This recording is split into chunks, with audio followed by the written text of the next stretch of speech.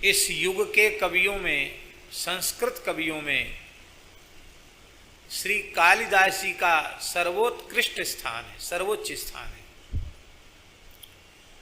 और अभिज्ञान शाकुंतलम, कुमार संभवम और रघुवंश महाकाव्यम, ये तीनों कृतियां उनकी अपने आप में अद्भुत हैं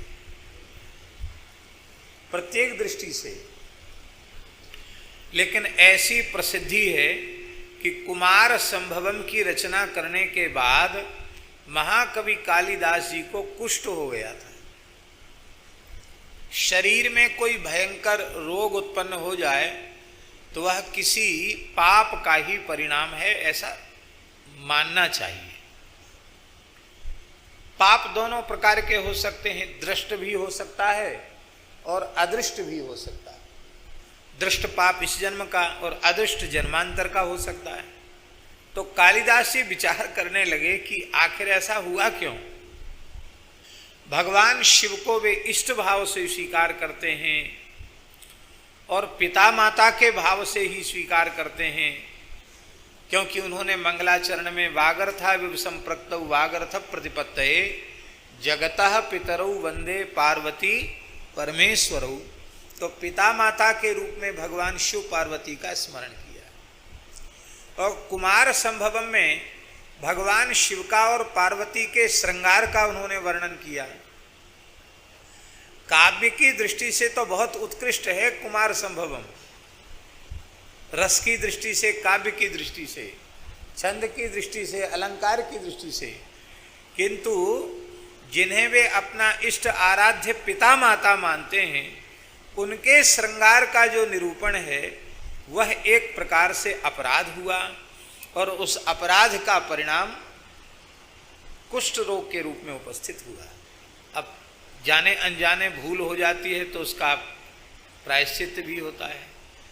तो महापुरुषों ने कहा कि राम जी का चरित्र गाओ, शिव जी के प्रति अपराध बना है तो वो राम जी की उपासना से निवृत्त होगा, और राम जी के प्रति अपराध बन जाए तो जपहु जाए शंकर सतनामा।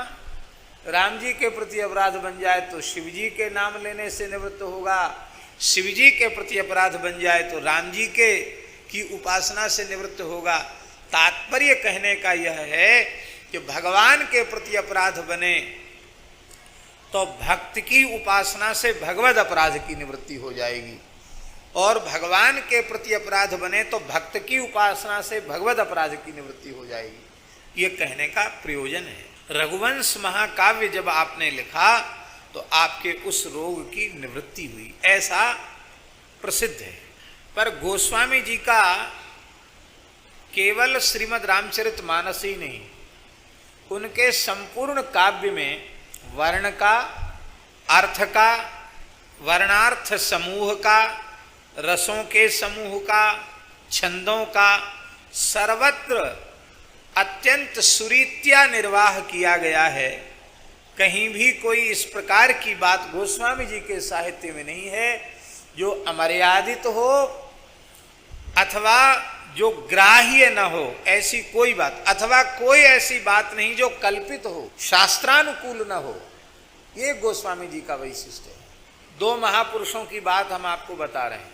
एक इस देश के यतिचक्र चूड़ामणि, महान गोभक्त, महान धर्मनिष्ठ धर्म सम्राट स्वामी श्री करपात्री जी महाराज, वे कहते थे, पूज्य गुरुदेव भक्तमाली जी कहते थे, स्वामी करपात्री जी कहते थे कि महात्माओं की वाणी सब ठीक हैं, बहुत अच्छी हैं, पर 16 आना किसी भी महात्मा की वाणी हमारे अनुकूल नहीं पड़ती है। क्या कहते थे?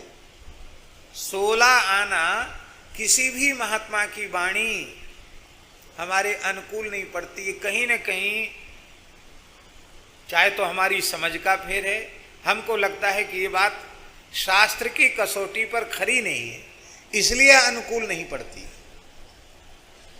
इसलिए जितना अंश शास्त्र के अनुकूल ग्राह्य है मैं उतना ही अंश लेता हूं, उससे अधिक नहीं लेता, उससे अधिक को उद्धृत नहीं करता हूं। एक स्वामी करपात्री जी ने कहा, केवल गोस्वामी तुलसीदास जी महाराज ऐसे संत हैं कि जिनका संपूर्ण साहित्य वेदादि शास्त्रों के सर्वथा अनुकूल है, इसलिए 16 आना किसी संत की वाणी जो हमें स्वीकार्य है, तो वह केवल गोस्वामी श्री तुलसीदास जी महाराज की वाणी। वे काशी में चातुर्मास्य करते थे, तो चातुर्मास्य के समय हिंदी नहीं बोलते थे, संस्कृत ही बोलते थे। प्रवचन भी उनका ज्ञानवापी में होता था तो संस्कृत में ही प्रवचन होता था, हिंदी में नहीं।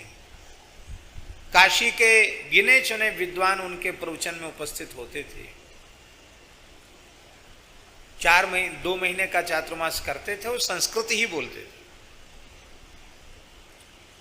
पर अपने संस्कृत वक्तव्य में वे बीच बीच में विनय पत्रिका की पंक्तियां भी कहते थे, कभी दोहावली कवितावली भी बोल देते और रामचरितमानस की पंक्तियां भी उद्धृत कर देते। तो श्री रामानुज संप्रदाय के एक बहुत बड़े विद्वान थे स्वामी श्री देवनायकाचार्य जी महाराज।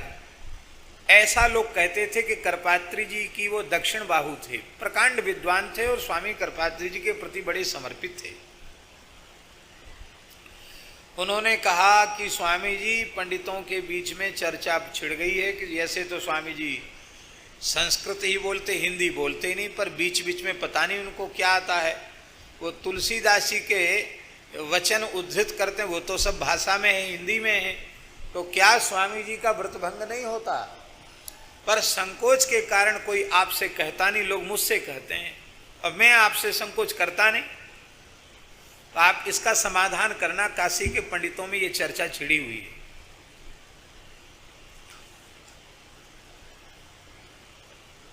तो स्वामी करपात्री जी ने अपने प्रवचन में कहा, यद्यपि भाषा है किंतु गोस्वामी तुलसीदास जी की भाषा को मैं वेद की ऋचाओं के समान आदर देता हूं, इसलिए उनका कोई भी वचन उद्धृत करना मेरे लिए व्रतभंग कारक नहीं है।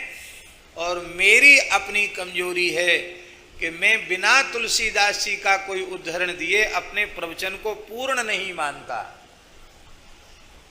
जब तक तुलसी दल पड़ गया तब ठाकुर जी को भोग लगता है। तुलसीदास जी का साहित्य तुलसी दल के समान है,